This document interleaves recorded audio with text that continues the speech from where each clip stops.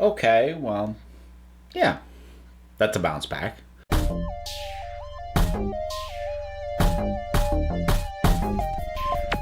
Broadchurch, episode number 6. Now, episode number 5, I did not like at all.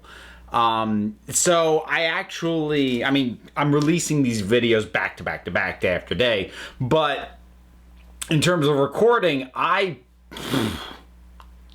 took 2 weeks, I think, since I watched episode 5 before sitting down to watch episode 6, because I didn't wanna. I really, really disliked episode 5 so much. But this was good. Actually, episode 6 might be the best episode of the show so far, because while it opened well, the first few episodes were largely taken up with establishing everything, establishing the characters, the dynamics, the town, etc., etc. This feels like the first episode, since everything's been established, that really just digs into the meat of things, and it all feels relevant. Nothing feels like a distraction. Nothing feels superfluous. It's like all this means something, and it feels like things are actually moving forward. And also, there are character moments, but they ring true in a way that the relationship crap from the previous episode just didn't. So we've got things picking up with after the death of Jack, played by David Bradley, the news agent.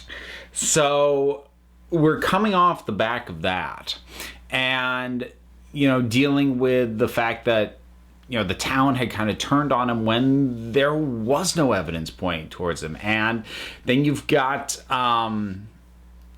Pete, I think his name. You've got the vicar. The problem is I see Arthur Darvill, I want to say Rory.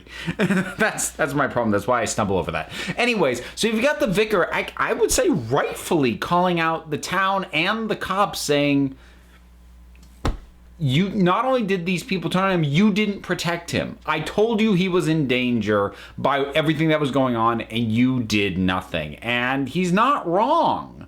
Yet at the same time, I think that there's a certain justification in David Tennant in the way that he responds, in the way that he holds his ground. Like, he still has a job to do, and he can't be worried about people's feelings. He's not going to get the job done otherwise. And we finally, I knew it was coming. I'm surprised the show took this long to pull the trigger on it, but I knew it was coming. That eventually we were going to get, the hint that what if the religious guy is messing with kids. And we've had our hint at that. I don't know if it's going to go anywhere. I kind of would prefer it not, because that's a level of skeevy I don't particularly want to deal with. It wouldn't necessarily, or well, it could, depending on how it's done. It wouldn't automatically be a fault or a nosedive for the show if it went that way. Just on a personal level, I kind of hope it doesn't. And in a lot of ways, that feels like the cheap shock thing. It seems like the easy way to do it. To get a real visceral reaction out of people. And I'd like the show to be better than that, more creative than that. But really sort of hinting at that. And if it doesn't just end up being just another layer of paranoia, another laying on both for the cops and for the audience of you're suspecting everybody, even when it's the flimsiest thing you could possibly be latching onto. That's what I hope that actually is, because that would fit. That would fit very well. So there, I don't know what's going on with this woman, the one with the dog, Susan Wright. Yeah, I don't know. I mean, I got a bad vibe from her from the beginning. I don't know if I mentioned her in previous reviews, but yeah, I had a weird vibe from her from the beginning. And Tom, there's that moment with him at the funeral when Danny's sister says, you were Danny's best friend, and he goes, why does everyone keep saying that? I hated him. And I am genuinely curious to find out what's behind that. And that I cannot remember this guy's name at all. I don't know the actor, but the bald guy who works with Mark. And they didn't show it, which I appreciate, but pretty sure he killed the dog. So whether he was involved in the death of Danny or not, he can get locked away for the rest of eternity. I am totally fine with that. I am down for it. Yeah. But look, everything just kind of clicked in this. It had a sense of tension that felt natural. The investigation is actually ramping up there, and there's the moment, there's the scene between Beth and the mother of the dead girls that David Tennant's character couldn't close the case on before, and that scene is really sad, as it should be, and you feel the weight of this other woman's loss, and Beth just trying desperately to find any indication that she can continue a life after this.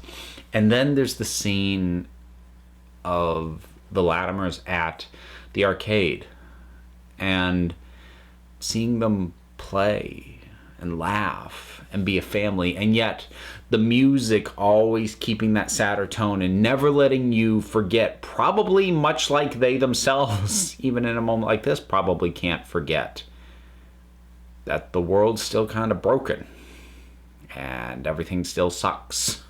So that was a really well done juxtaposition, because there was nothing held back in the performances, and it they looked like they were a family having the most fun possible.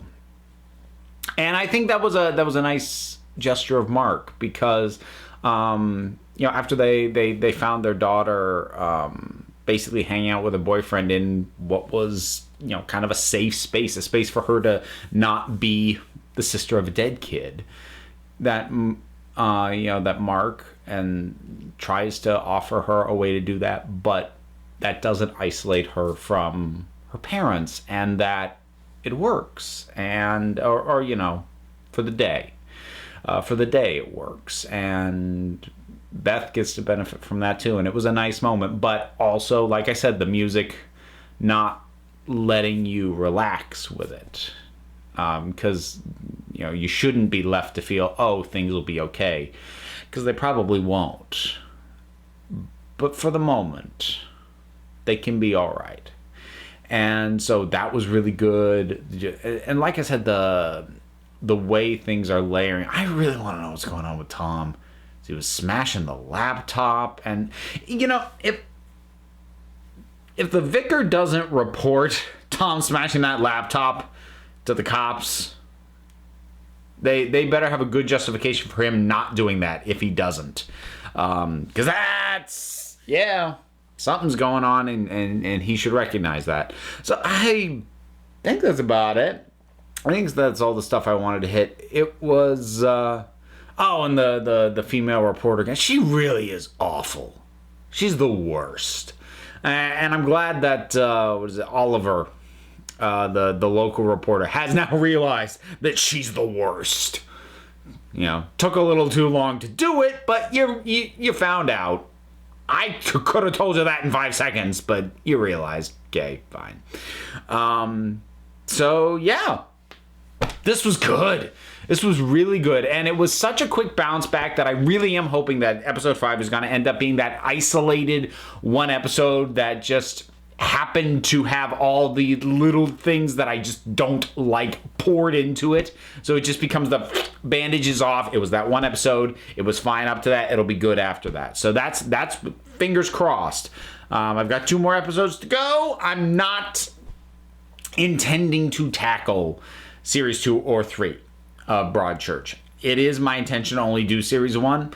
So 2 more episodes to go, and then I will let you folks know, having taken in something that is very much, the creation and headed by Chris Chibnall, whether or not that impacts any of my thoughts on him as a Doctor Who showrunner. So we'll see. So that'll do it for this one. Episode 6 of Series 1 of Broadchurch. What were your thoughts on it? Whatever they are, drop something down in the comments. Let's talk about it. There's all the stuff that you can do, like support me on Patreon. Little as $1 a month. Hey, it helps. And you can follow me on Twitter, listen to podcasts, etc., etc., etc. Links for all that stuff is down in the description. So until next time, this council's adjourned.